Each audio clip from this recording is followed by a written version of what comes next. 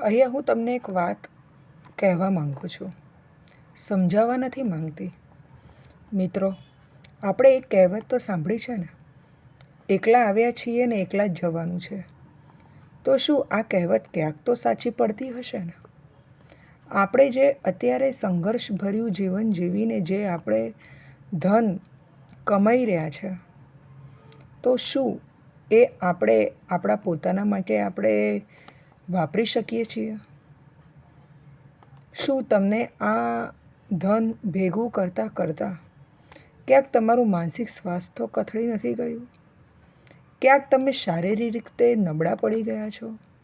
શું તમે એવું કદી વિચાર્યું છે? તમે ક્યારેક પોતાના માટે સમય કાઢ્યો છે? તમને ગમે છે એવા સ્થળે તમે ફરવા ગયા છો? તમને જે ભાવે છે એવી મનગમતી વાનગી તમે કેટલી વાર ખાધી મિત્રો? એ તો આપણે વિચારીએ ને. તમારા જે પોતાના સંબંધો છે, પત્ની છે, બાળકો છે, શું તમે એમના જોડે સમય પસાર કર્યો છે? આપણે એવા કેટલાય કામો કરીએ છીએ કે જેનાથી આપણા ધનમાં હજી ને હજી વૃદ્ધિ થાય.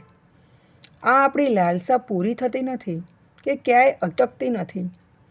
ફક્ત અને ફક્ત અટકે છે તે એ આપણો સમય, આપણી જીવન યાત્રા મિત્રો.